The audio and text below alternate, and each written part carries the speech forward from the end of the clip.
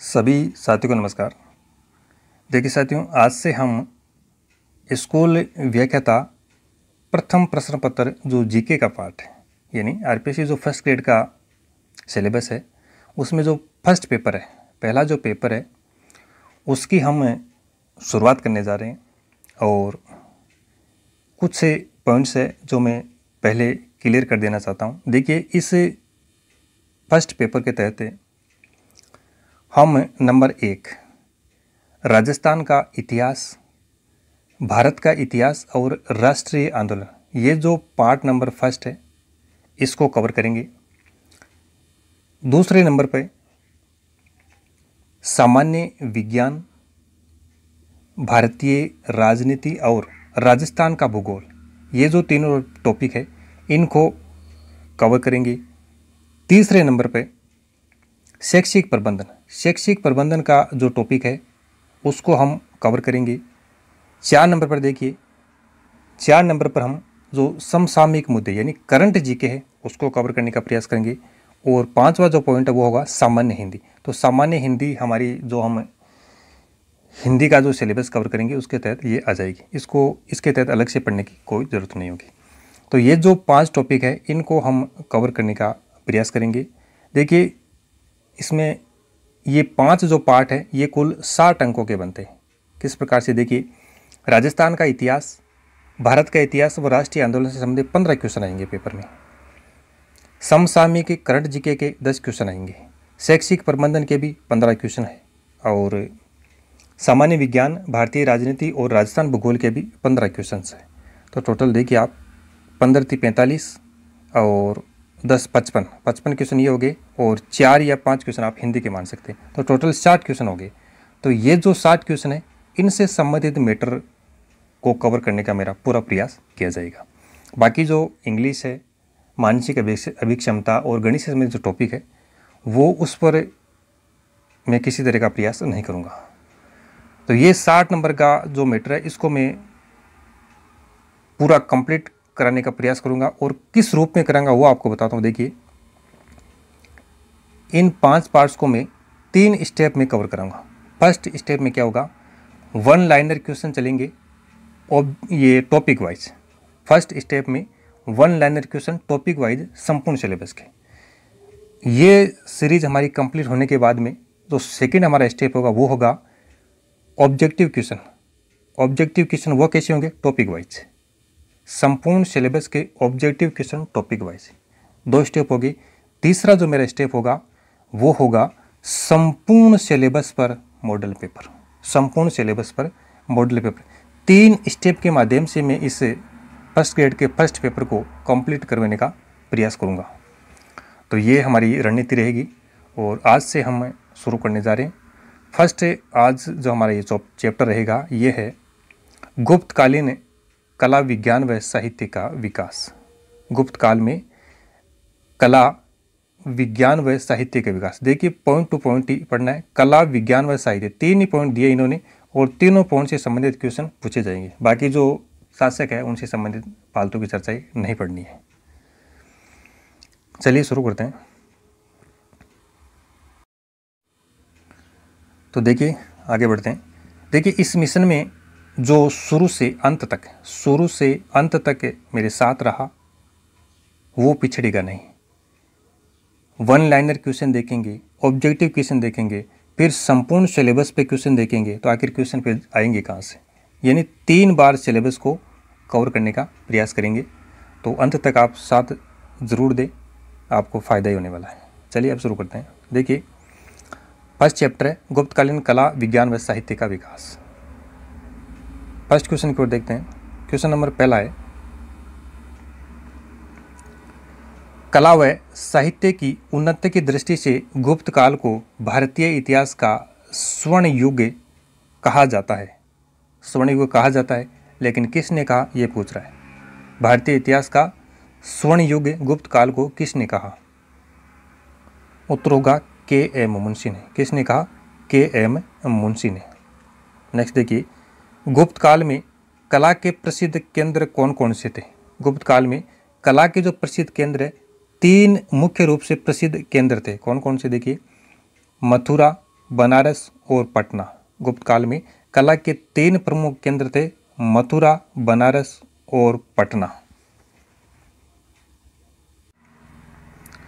मथुरा, बनारस और पटना। बना मत पटा, बना मत पटा।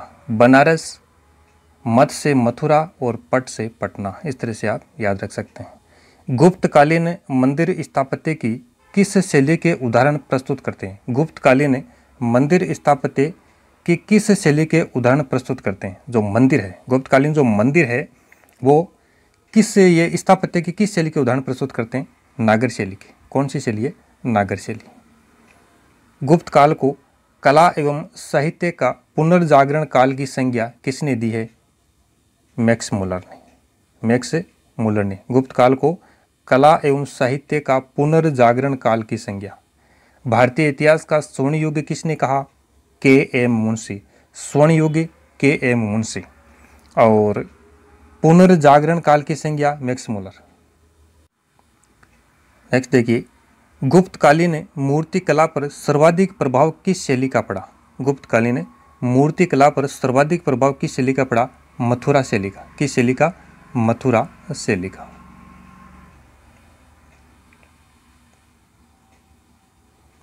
किस काल में रामायण एवं महाभारत का अंतिम रूप से संकलन? देखिए, अंतिम रूप से संकलन की बात कर रहा है, ऐसा नहीं कि रचना हुई है, अंतिम रूप से संकलन हुआ, तो ये था गुप्त काल। कौन सा काल? गुप्त काल। अधिकांश गुप्तकालीन मंदिर किस से निर्मित है? गुप्त काल के अधिकांश मंदिर किस से निर्मित है? पाषाण यानी पत्थर से। गुप्त काल के अधिकांश मंदिर पत्थरों से। देखिए, गुप्त काल के अधिकांश मंदिर पत्थर से निर्मित है, मतलब अधिकांश में, यानी लगभग 1-2 मंदिर, देखो 2 मंदिर ऐसे हैं। एक तो सिरपुर का लक्ष्मण मंदिर, एक तो सिरपुर का लक्ष्मण मंदिर है। एक है भीतरी गांव का, जो कानपुर में जो विष्णु को समर्पित मंदिर है, भीतरी गांव का मंदिर, वो, ये 2 मंदिर ईंटों से निर्मित है। ये 2 मंदिर ईंटों से निर्मित है, बाकी सारे मंदिर पाषाण निर्मित है गुप्त काल में। तो ये अच्छा क्वेश्चन है। गुप्त काल के अधिकांश मंदिर पत्थरों से निर्मित है। सिरपुर का लक्ष्मण मंदिर और भीतरी गांव का जो विष्णु को समर्पित मंदिर है, ये दोनों मंदिर ईंटों से निर्मित है। नेक्स्ट देखिए, गुप्तकालीन दरबारी साहित्य है किस भाषा में रचा गया? गुप्त काल का जो दरबारी साहित्य किस भाषा में रचा गया? संस्कृत भाषा में। किस भाषा में? संस्कृत भाषा में। बाघ की गुफाओं की कुल संख्या कितनी है? बाघ की गुफाओं की कुल संख्या कितनी है? 9। बाघ की गुफाओं की संख्या 9 है। बाघ की गुफाओं की खोज किसने की? डेंजरफील्ड महोदय ने 1818 ईस्वी में। बाघ की गुफाओं की खोज की डेंजरफील्ड महोदय नाम के एक व्यक्ति है, इन्होंने 1818 ईस्वी में की थी। चलिए आगे देखते हैं। प्रारंभिक गुप्तकालीन मंदिर राजस्थान में अवस्थित है। कहाँ पर? दर्रा, कोटा में। प्रारंभिक गुप्तकालीन मंदिर राजस्थान में दर्रा स्थान से प्राप्त होते हैं, कोटा में। 44 श्लोक में रचित मंदसौर जो प्रशस्ति है, इसके रचनाकार कौन है? वत्स भट्टी। 44 श्लोक में रचित मंदसौर प्रशस्ति के रचनाकार है वत्स भट्टी। देवगढ़ का दशावतार मंदिर किस प्रकार की शैली में निर्मित है? देवगढ़ का जो प्रसिद्ध दशावतार का मंदिर है, यह किस शैली में निर्मित है? पंचायतन शैली में। पंचायतन शैली में। समुद्रगुप्त को भारत का नेपोलियन, समुद्रगुप्त को भारत का नेपोलियन किसने कहा? V.A. स्मिथ ने। V.A. स्मिथ ने। माध्यमिका सूत्र, माध्यमिका सूत्र के प्रतिपादक कौन थे? नागार्जुन। माध्यमिका सूत्र के प्रतिपादक है नागार्जुन। गुप्तकालीन मूर्तिकला के प्रसिद्ध केंद्र थे, देखिए मथुरा, सारनाथ और पाटलिपुत्र। गुप्तकालीन मूर्तिकला की बात करें, अभी जो पीछे क्वेश्चन आया था वो था गुप्तकालीन कला के प्रसिद्ध केंद्र। कला के प्रसिद्ध केंद्र बना मत पटा, यानी बनारस, मत यानी मथुरा, पटा यानी पटना, ठीक है ना। यहाँ पे क्वेश्चन है मूर्तिकला के प्रसिद्ध केंद्र, तो 3 केंद्र है, मथुरा, सारनाथ और पाटलिपुत्र। अब इनको भी याद रखना है, दोनों में कन्फ्यूज भी हो सकता है। तो इनको याद करने का आपको ट्रिक एक मैं बता रहा हूँ आपको। देखिए, इसको याद रखना है मूर्ति में, किस में, मूर्ति में पुत्र को माथोसार, पुत्र को माथोसार, मूर्ति में पुत्र को माथोसार। मूर्ति से मूर्तिकला ध्यान में रखना है, पुत्र से पाटलिपुत्र, मूर्ति में पुत्र को माथो से मथुरा और सार से सारनाथ। कोई मूर्ति है, मतलब मूर्तिकार उसको बना रहा है, तो हम कह रहे हैं कि मूर्ति में जो पुत्र की जो मूर्ति बना रहा है उसको माथोसार, तो मूर्ति में पुत्र को माथोसार। और जो कला के प्रसिद्ध केंद्र थे बना मतपटा, बनारस, मथुरा और पटना। तो इस प्रकार से इसको याद रख सकते हैं। चलिए आगे देखते हैं। महरौली का लौह स्तंभ, महरौली का लौह स्तंभ किस काल की धातु कला का सर्वश्रेष्ठ उदाहरण है? गुप्त काल। गुप्त काल का प्रसिद्ध ईंटों से निर्मित सिरपुर का लक्ष्मण मंदिर, ये आ गया साहब, ईंटों से निर्मित है सिरपुर का लक्ष्मण मंदिर अवस्थित है कहाँ पे? छत्तीसगढ़ में, छत्तीसगढ़ में।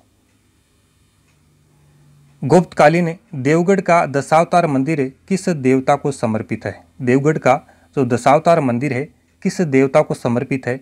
विष्णु भगवान को। किसको? विष्णु भगवान को। गुप्तकालीन स्वर्ण सिक्कों का सबसे बड़ा ढेर, गुप्तकालीन स्वर्ण सिक्कों का सबसे बड़ा ढेर यानी मृदभांड राजस्थान के किस स्थान से प्राप्त हुआ है? बयाना भरतपुर से, बयाना भरतपुर से। आगे देखिए, देवगढ़ के दशावतार मंदिर के शिखर की ऊंचाई कितनी है? 12 मीटर। देवगढ़ के दशावतार मंदिर का जो शिखर है उसकी ऊंचाई 12 मीटर है और ये विष्णु को समर्पित है ये मंदिर। नचना कुठार का पार्वती मंदिर, नचना कुठार का जो पार्वती मंदिर है कहाँ स्थित है? मध्य प्रदेश में। कहाँ पे? मध्य प्रदेश में। 7.5 फीट ऊंची बुद्ध की तांबे की मूर्ति, 7.5 फीट ऊंची बुद्ध की जो तांबे की प्रतिमा है कहाँ से प्राप्त हुई है? सुल्तानगंज से। इंपॉर्टेंट क्वेश्चन है। बुद्ध की 7.5 फीट ऊंची जो तांबे की प्रतिमा है वो सुल्तानगंज से प्राप्त हुई है। अजंता में चट्टानों को काटकर कितनी गुफाएं बनाई गई थी? 29 गुफाएं। कितनी गुफाएं? 29 गुफाएं अजंता से। अजंता 29, अजंता 29, ये ध्यान में रखना है। अजंता के गुफा चित्र किस धर्म से संबंधित है? तो बौद्ध धर्म से। किस धर्म से? बौद्ध धर्म से। नेक्स्ट आगे देखिए, अजंता की किस गुफा में मरणासन राजकुमारी का प्रसिद्ध चित्र दिखाया गया है? अजंता की ऐसी कौन सी गुफा है जिसमें मरणासन राजकुमारी का प्रसिद्ध चित्र दिखाया गया है? तो यह है गुफा संख्या 16। कौन सी? गुफा संख्या 16 में। नेक्स्ट देखिए, भारवी द्वारा रचित महाकाव्य किरातार्जुनीयम, भारवी का जो महाकाव्य ग्रंथ है कौन सा है? किरातार्जुनीयम। इसमें कुल कितने सर्ग है? 18 सर्ग। कितने सर्ग है? 18 सर्ग। सबसे पहले किरातार्जुनीयम के लेखक कौन है? यह प्रश्न बना, तो लेखक कौन है? भारवी। अब इसमें कुल सर्ग कितने? तो इसमें सर्ग है 18 सर्ग। कितने? 18 सर्ग। नेक्स्ट देखिए, न्यायावतार ग्रंथ, न्यायावतार एक रचना है, इसके लेखक कौन है? आचार्य सिद्धसेन। न्यायावतार ग्रंथ के लेखक आचार्य सिद्धसेन है। कालिदास को भारत का शेक्सपियर किसने कहा? कालिदास को भारत का शेक्सपियर किसने कहा? V.A. स्मिथ ने। किसने? V.A. स्मिथ ने। अगला क्वेश्चन हमारा, महान गणितज्ञ आर्यभट्ट, महान गणितज्ञ आर्यभट्ट कहाँ के निवासी थे? कुसुमपुर, पाटलिपुत्र। आर्यभट्ट कुसुमपुर, पाटलिपुत्र के निवासी थे। देखिए, क्वेश्चन ऐसे लिए गए जो एग्जाम में बनने लायक है या पीछे के एग्जाम में आए हुए हैं, आलतू फालतू की चीज़ें नहीं है इसमें। नेक्स्ट आगे देखिए, पहला खगोल शास्त्री, पहला खगोल शास्त्री जिसने ग्रहण की वैज्ञानिक व्याख्या दी, पहला ऐसा खगोल शास्त्री वैज्ञानिक है जिन्होंने ग्रहण की वैज्ञानिक व्याख्या दी, कौन थे? आर्यभट्ट। आर्यभट्ट। 10 गीतिका सूत्र ग्रंथ, 10 गीतिका सूत्र जो ग्रंथ है इसके रचनाकार कौन है? इसके रचनाकार भी आर्यभट्ट है। इन्होंने ग्रहण की वैज्ञानिक व्याख्या दी और 10 गीतिका सूत्र के रचनाकार है आर्यभट्ट। गुप्त कालीन चित्रकला का उत्कृष्टतम रूप प्राप्त होता है। गुप्त कालीन जो चित्रकला इसका उत्कृष्टतम रूप कहाँ से प्राप्त होता है? तो यह होता है अजंता से। कहाँ से? अजंता से। नेक्स्ट क्वेश्चन देखिए, दाई भाग। दाई भाग एक रचना का नाम है, प्रसिद्ध रचना है। इसके लेखक कौन है? जीमूत वाहन। दाई भाग के लेखक कौन है? जीमूत वाहन।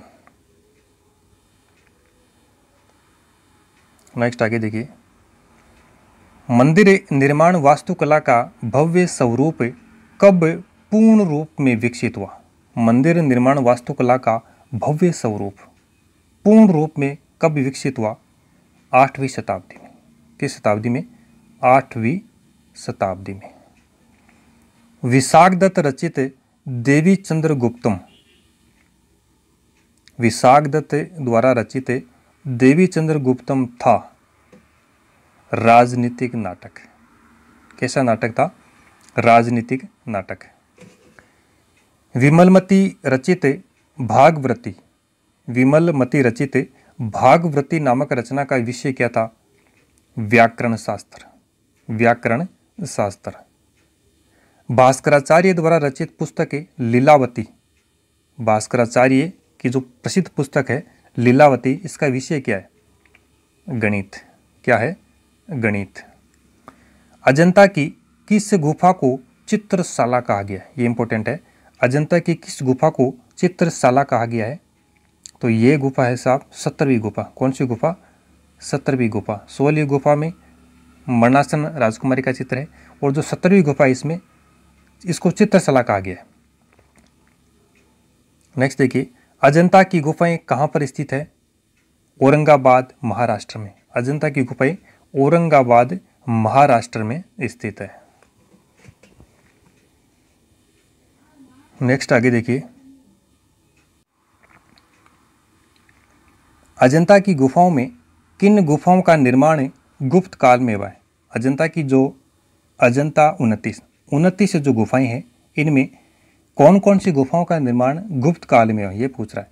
तो देखिए, गुफा संख्या 16, 17 और 19, 3 जो गुफाएं हैं इनका निर्माण गुप्त काल में हुआ है, ये ध्यान में रखिए। गुप्त काल का ग्रंथ नवनीतकम, गुप्त काल का जो प्रसिद्ध ग्रंथ है नवनीतकम किस विषय पर है? इसका विषय क्या है? चिकित्सा। इसका विषय क्या है? चिकित्सा। और इसके लेखक कौन है ये आप कमेंट बॉक्स में बताइए। नवनीतकम के लेखक कौन है? इसका विषय है चिकित्सा। कालिदास की किस कृति की गिनती विश्व की 100 प्रसिद्ध साहित्यिक कृतियों में होती है? कौन सी रचना है कालिदास की ऐसी? अभिज्ञान शाकुंतलम। कौन सी है? अभिज्ञान शाकुंतलम। गुप्त काल में सर्वाधिक प्रिय लोक देवता कौन से थे? ये देवता ये समझो आप। गुप्त काल में सर्वाधिक प्रिय देवता कौन से थे? विष्णु। सर्वाधिक प्रिय देवता विष्णु। नेक्स्ट आगे देखिए, सारनाथ के धम्मेक स्तूप, सारनाथ के धम्मेक स्तूप का निर्माण किस काल में हुआ? गुप्त काल में। गुप्त काल में। विष्णु शर्मा ने मूल जो पंचतंत्र है इसकी रचना किस काल में की? गुप्त काल में। पंचतंत्र की रचना गुप्त काल में हुई। कौन सा ग्रंथ गुप्त काल के लिए कौटिल्य के अर्थशास्त्र के समतुल्य है? कौन सा ऐसा ग्रंथ है जो गुप्त काल में जो कौटिल्य का अर्थशास्त्र उसके समान है, उसके समतुल्य है? तो यह है कामंदक का नीतिसार। कामंदक का नीतिसार। नेक्स्ट देखिए, प्रसिद्ध इलाहाबाद का प्रशस्ति का लेखक कौन है? प्रसिद्ध जो इलाहाबाद प्रशस्ति है इसका लेखक कौन है? हरिसेन। इलाहाबाद प्रशस्ति के लेखक है हरिसेन। उदयगिरी गुफा अभिलेख का संबंध किससे है? उदयगिरी गुफा अभिलेख का संबंध किससे है? शिव से। गुप्तकालीन बौद्ध शिक्षा का महान केंद्र था नालंदा। गुप्तकालीन बौद्ध शिक्षा का जो महान केंद्र था नालंदा। आगे देखिए, प्रमुख गुप्तकालीन मंदिर कौन कौन से, उनके बारे में चर्चा करते हैं हम। गुप्त काल के जो प्रसिद्ध मंदिर है, देखिए उनमें देखिए सबसे इसमें इंपॉर्टेंट है देवगढ़ का दशावतार मंदिर। देवगढ़ का दशावतार मंदिर कहाँ पर है? ललितपुर यूपी में। कहाँ पे? ललितपुर यूपी में। और किस देवता को समर्पित है? विष्णु भगवान को। दो इफेक्ट ध्यान में रखना, देवगढ़ का दशावतार मंदिर विष्णु भगवान को समर्पित और ललितपुर यूपी में स्थित है। फिर आगे देखिए, भीतरी गांव का ईंटों का मंदिर कानपुर मध्य प्रदेश में। भीतरी गांव का जो ईंटों का मंदिर है ये कानपुर मध्य प्रदेश यानी एमपी में स्थित है। तिगवा का जो विष्णु मंदिर है, विष्णु भगवान को समर्पित तिगवा का मंदिर, तिगवा का विष्णु मंदिर जबलपुर मध्य प्रदेश, ये भी एमपी में, जबलपुर मध्य प्रदेश। नचना कुठार का पार्वती मंदिर बुंदेलखंड मध्य प्रदेश में स्थित है। नचना कुठार का पार्वती मंदिर। भूमरा का जो शिव मंदिर है ये भी नागौद मध्य प्रदेश में स्थित है, भूमरा का शिव मंदिर। एरण का विष्णु मंदिर सागर मध्य प्रदेश में स्थित है। एरण का जो विष्णु मंदिर है ये सागर मध्य प्रदेश में स्थित है। पिपरिया का विष्णु मंदिर, पिपरिया का जो विष्णु मंदिर है ये सतना मध्य प्रदेश एमपी में स्थित है।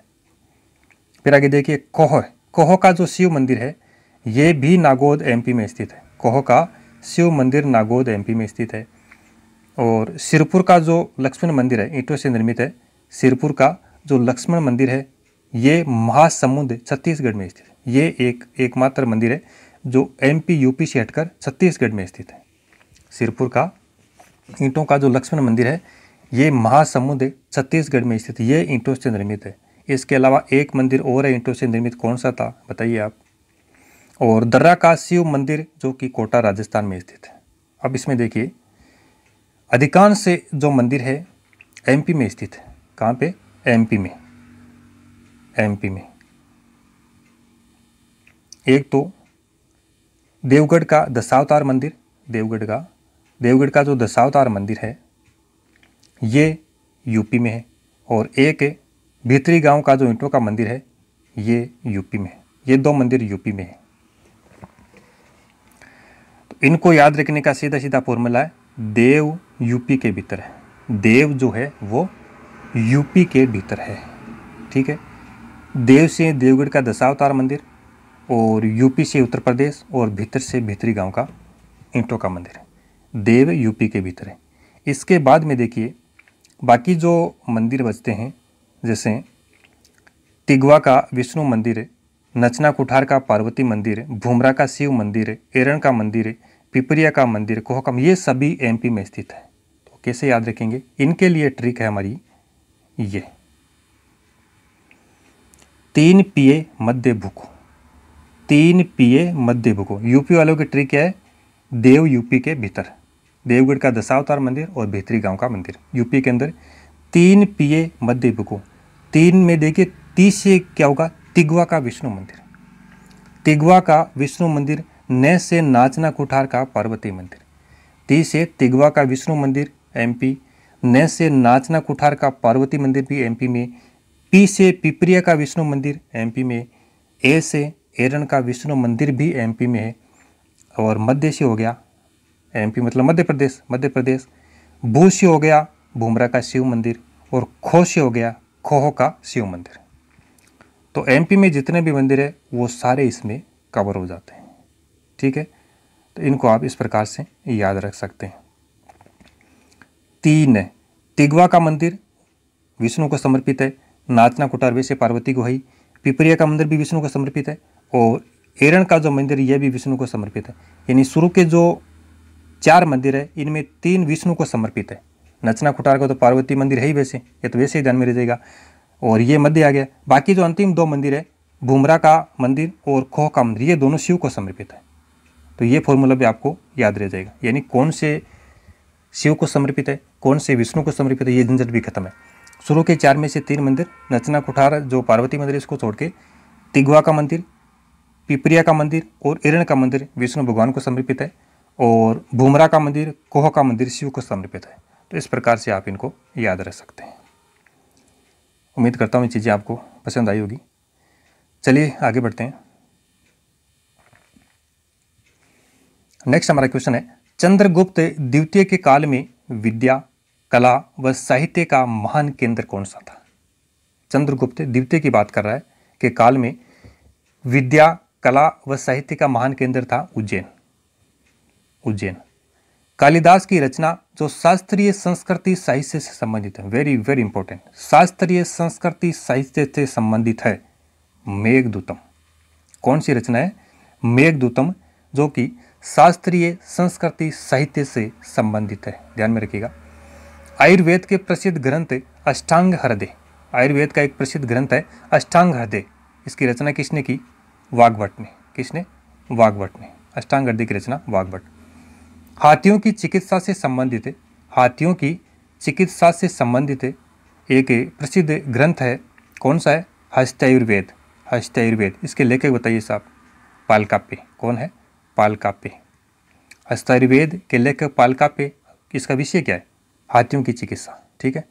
बुद्ध घोष का प्रसिद्ध ग्रंथ कौन सा है? विशुद्धिमग्ग।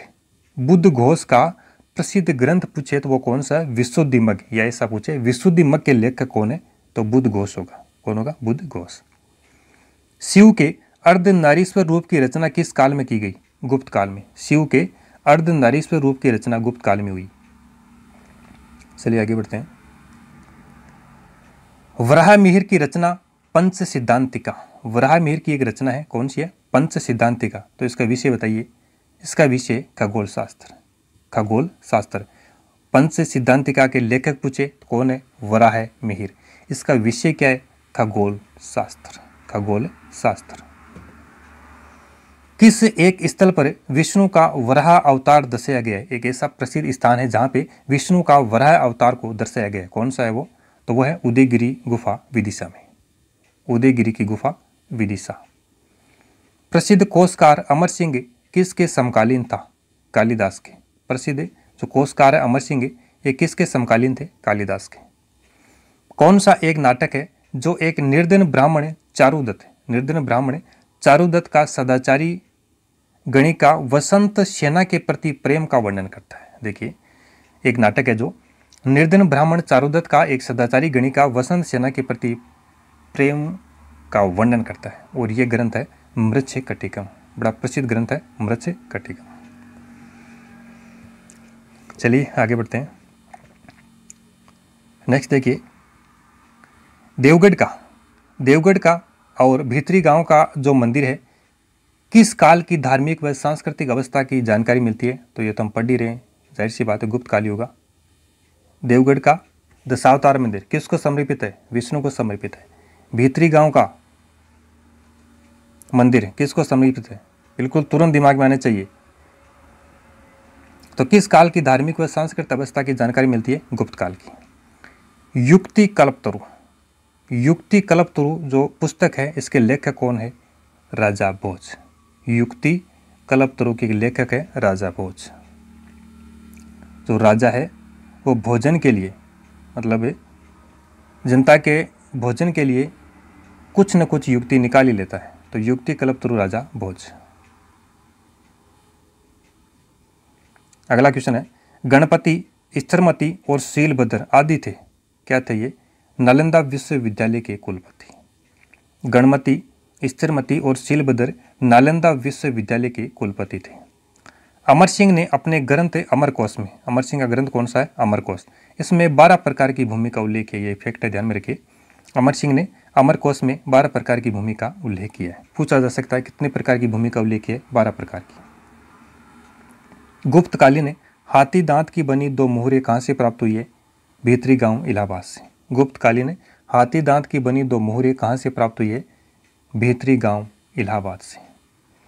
माध्यमिका सूत्र के प्रतिपादक नागार्जुन। माध्यमिका सूत्र के जो प्रतिपादक वो कौन थे? नागार्जुन। नेक्स्ट आगे देखिए, कालिदास का प्रथम नाटक कौन सा है? मालविकाग्निमित्रम। कालिदास का प्रथम नाटक की बात कर रहा है, मालविकाग्निमित्रम। गुप्त काल में किस प्रकार के साहित्य का बाहुल्य था? ऐसा कौन सा साहित्य जिसका बाहुल्य था गुप्त काल में? लौकिक साहित्य। कौन सा? लौकिक साहित्य। नरसिंह गुप्त बालादित्य द्वारा रचित, ये द्वारा निर्मित भगवान बुद्ध का 300 फीट ऊंचा भव्य मंदिर कहाँ पर स्थित है? नरसिंह गुप्त बालादित्य द्वारा निर्मित है। भगवान बुद्ध का 300 फीट ऊंचा भव्य मंदिर नालंदा में स्थित है। कहाँ पे? नालंदा में। और आज के हमारे इस सेशन का अंतिम क्वेश्चन है, ये क्वेश्चन नंबर 80 है, ध्यान दीजिए। 80वां क्वेश्चन पढ़ रहे हम। गांधार शैली की बुद्ध मूर्तियों की मुखाकृति किस ग्रीक देवता पर आधारित थी? अपोलो। गांधार शैली की बुद्ध मूर्तियों की मुखाकृति किस ग्रीक देवता पर आधारित थी? अपोलो। अपोलो। तो साथियों ये देखिए, ये पार्ट नंबर 8 था। 8 पार्ट का मतलब हुआ 80 क्वेश्चन। एक पार्ट में 10 क्वेश्चन है। तो देखिए कितने कम समय में हमने पूरा टॉपिक, ये जो पूरा टॉपिक है इसको कवर कर लिया है। 80 क्वेश्चन हो गए कंप्लीट। और गुप्त काल में जो कला विज्ञान व साहित्य का विकास, ये जो टॉपिक है, इससे संबंधित 80 क्वेश्चनों के माध्यम से सब कुछ कवर करने का प्रयास किया गया। तो आज के सेशन में इतना ही। मिलते हैं अगले सेशन में। अगला जो हमारा टॉपिक रहेगा वो रहेगा मुगल काल में कला विज्ञान व साहित्य का विकास। तब तक आप इस वीडियो को पूरा देखिए, एक बार देखिए, 2 बार देखिए। नोट्स आप अपने हाथों से लिख सकते हैं। और ज़्यादातर का मैसेज यही रहेगा कि नोट्स कैसे प्राप्त होंगे। तो ये नोट्स आपको बिल्कुल हमारे टेलीग्राम चैनल पर मिलेंगे। इनकी PDF आपके साथ साझा की जाएगी। अब वो PDF कब साझा की जाएगी ये समय मैं निश्चित करूँगा, क्योंकि मेरा एक ही उद्देश्य है कि मैं जो भी मैटर तैयार करता हूँ वो PDF इस तरह से बनाता हूँ कि वो आपके साथ साझा कर सकूँ। तो साझा तो आपके साथ बिल्कुल करनी है। तो आप इसलिए निश्चिंत रहिए, PDF आपको टेलीग्राम पे मिलेगी। तब तक आप पढ़ते रहिए। और तो आज के लिए इतना ही। धन्यवाद।